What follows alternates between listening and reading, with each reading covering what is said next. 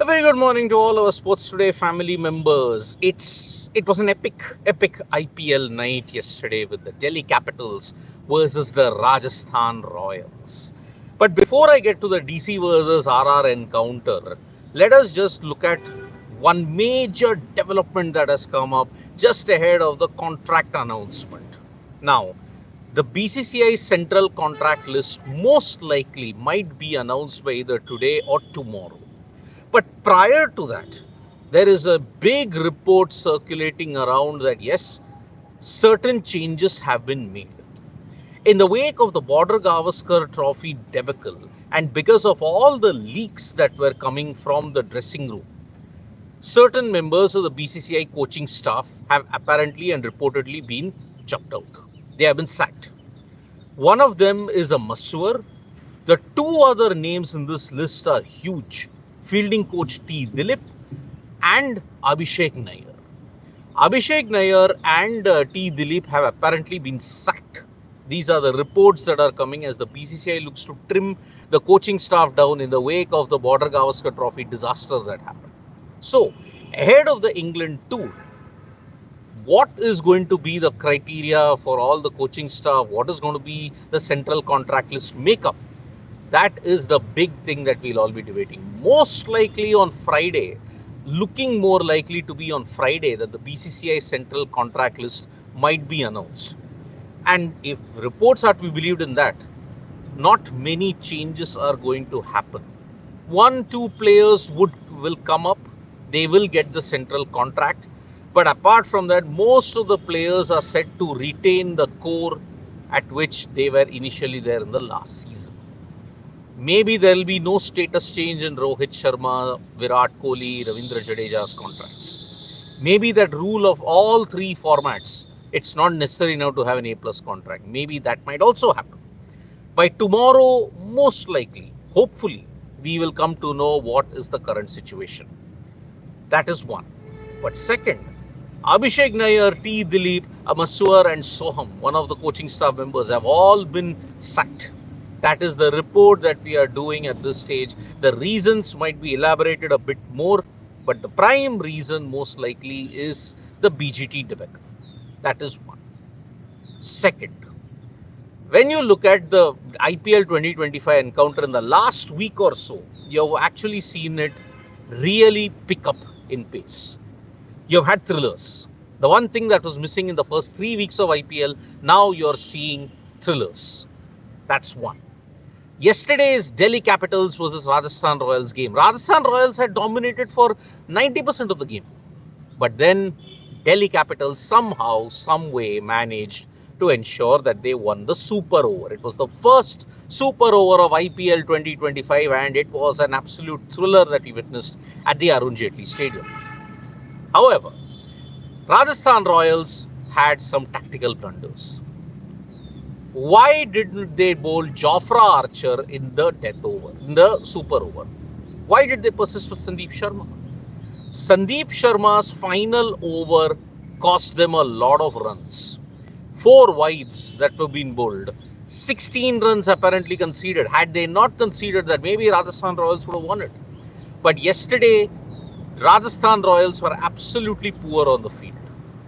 That one dropped catch in the last ball by Mahesh Theekshana ensured that Delhi Capitals got an extra run. That extra run proved to be the difference maker. Instead of 2 from 1 ball, they could have been chasing 1 from 1 ball and they could have won the game. So that is why Rajasthan Royals have a lot to introspect. Nitish Rana had done well. Why didn't he come out in the super over? You wanted the left-right combination and that is why you chose a Riyan Parag who struggled and someone else, Shimron Hetmeyer. That was really baffling. 2 decisions of the Rajasthan Royals that really didn't make any sense. Not bowling Jofra Archer in the super over unless he was injured. Second, what's going to happen when you get 2 batters who kind of struggled just for the left-right combination? This is an issue that Rajasthan Royals are really facing and that is why their chances of making it to the top 4 seem really distant. Today is Mumbai Indians versus Sunrisers Hyderabad at the Wankhede Stadium. Now, Dale Steyn, about last month, he had predicted that probably a 300 plus total MI versus SRH, that could happen. So, Mumbai Indians versus Sunrisers Hyderabad, that is the main thing that we are going to see. Can 300 be scored at the Wankhede Stadium with such a powerful batting lineup that the Sunrisers Hyderabad have? That is one thing that they'll really have to dissect. So, MI versus Sunrisers Hyderabad, that is the main match that we are going to see today. 300 plus, especially coming off the game where SRH chased down 246. Can they achieve it on a smaller Wankhede ground with a flatter pitch? That is the way we are looking at it. But with Jasprit Bumrah around, it may not be easy. So, MI versus SRH is promising to be a big feat indeed. Now, as far as other sporting news is concerned, Koneru Humpy has finally managed to win her first game in the Women's Grand Prix that's happening in Pune. In shooting, Suruchi Singh, what a week she's had. 3 gold medals, 3 ultimate gold medals, and one in the team event with Saurabh Chaudhary. Saurabh Chaudhary managed to win the bronze medal. Then when you look at the UEFA Champions League, Arsenal are through to the semi-finals of the UEFA Champions League after 19 years. 2-1 they have won at Santiago Bernabeu. There is no remontando, and that is why Real Madrid have been dumped out. The defending champions, Real Madrid, have been dumped out, have gone on to go to the semi-finals. Barcelona may have lost to Dortmund, but they are also through because they have got a better aggregate. 5-3 on aggregate. Inter Milan have managed to make it after beating Bayern Munich. So the powerhouses, when you look at it, Real Madrid, Bayern Munich are gone. It's Arsenal, then you've got Barcelona, and then you've got Inter Milan. These are the teams who have given a big statement of intent when you have to look at the UEFA Champions League. So lots happening in the world of sport. The UEFA Champions League is done now, semi-final, that will be up in the next 1-2 weeks. And then Shooting World Cup. Can India get more glory? Manu Bakar's managed to get the silver in the ISSF World Cup. Suruchi Singh, though, she was one way. Looking at it, she was a wrestler, but an injury ensured that she had to take up shooting. And is she dazzling in that? So well done to Suruchi Singh and the rest. Now I'll take some comments. MI, SRH, CSK will have a fight for the last 2 positions. Mumbai's next 2 games, SRH and CSK. Hyderabad's next 2 games, MI and CSK. And Chennai's next 2 games, MI, SRH. Indeed, you might see us a spot in that. Freaking out, SRH have the worst record among all teams at Wankhede. They have won only 2 out of 13 games at this venue. Although 214 is the highest recorded chase besides MI, no team has chased down 200 plus here. Maybe. Will MI hesitate to bowl first with what SRH did last year at Wankhede and Abhishek scored 135 versus England at Wankhede? Could be, but I think teams that win the toss will want to bowl first at Wankhede because you chase well there. But last match, when you look at MI versus RCB, you didn't chase well. I mean, you fell by just about 10 runs or something.